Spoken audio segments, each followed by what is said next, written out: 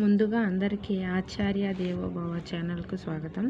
ఈరోజు మనం చెప్పుకోబోయే టాపిక్ ఇంటర్మీడియట్ మొదటి సంవత్సరం పద్యభాగం. పద్యభాగంలోని నేను ఈ 1వ పాఠం, 2వ పాఠం, 3వ పాఠం, 4వ పాఠం, 5వ పాఠం కూడా చెప్పాను.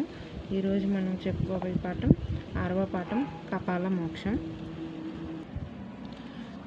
ఇది వర్క్ బుక్ అండి, డిఎస్ ఇది అకాడమీ బుక్కే. ఈ వర్క్ బుక్లోని 6వ పాఠంలోని కపాల మోక్షం పాఠం. ఇందులోని ప్రధాన అంశాలు చూడండి.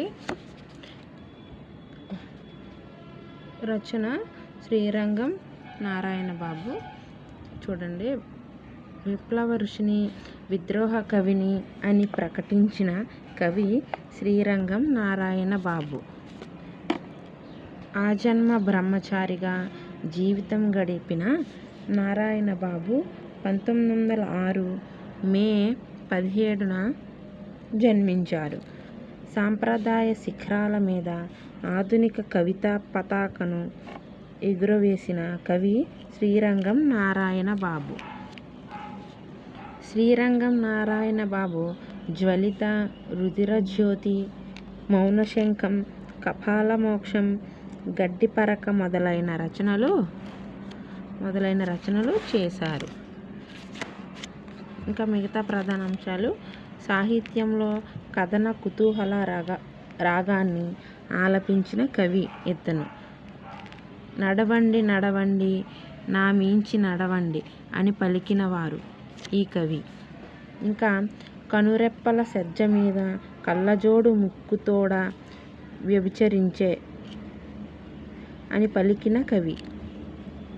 ఇంకా శ్రీరంగం నారాయణ బాబు ఎర్ర బుస్కొట్టు, అఖిలాంధ్ర దొంగల మహాసభ లాంటి కథలు రాశారు.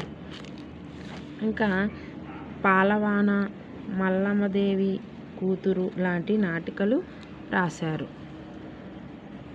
ఇవి ఈ పాఠం ప్రధాన అంశాలు. ఇంకా ఈ పాఠంలోని ప్రశ్నలు చూద్దాం. ముందుగా మొదటవ ప్రశ్న: శ్రీరంగం నారాయణ బాబు రాసిన కపాల మోక్షం రచనలో వర్ణితమైన స్వాతంత్ర్య సమరయోధుడు? మహాత్మా గాంధీ, సర్దార్ పటేల్, భగత్ సింగ్, రాజ్గురు. జవాబు భగత్ సింగ్. నారాయణ బాబు రాసిన రుధిరజ్యోతి వీరి నేతృత్వంలో వెలువడింది. శ్రీశ్రీ, ఆరుద్ర, సోమసుందర్, పటాభి.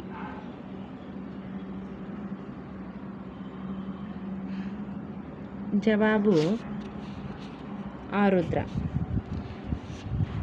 కపాల మోక్షం కవితా రచయిత శ్రీరంగం నారాయణ బాబు, శ్రీరంగం శ్రీనివాసరావు, పుట్టపర్తి నారాయణాచార్యులు, పురిపండ అప్పలస్వామి.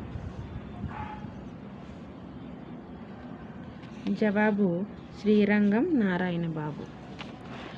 మౌనశంఖం అనే రచన చేసిన వారు?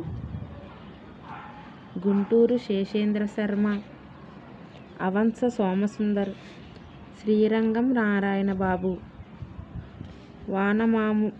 వానమామలై వరదాచార్యులు.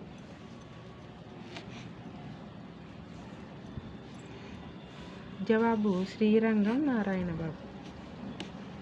మంటల్లోనే పుట్టాడు, మంటల్లోనే పెరిగాడు, మంటల్లోనే మరిశాడు అంటూ భగత్ సింగ్పై కవిత చెప్పిన కవి శ్రీరంగం శ్రీనివాసరావు, గుర్రం జాషువా, గరిమెళ్ళ సత్యనారాయణ, శ్రీరంగం నారాయణ బాబు.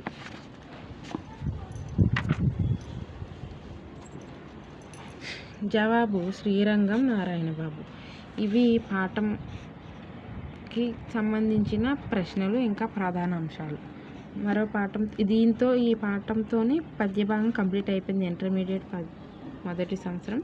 నేను మళ్ళీ గద్య భాగంతో మళ్ళీ మరో పాఠం చెప్తాను.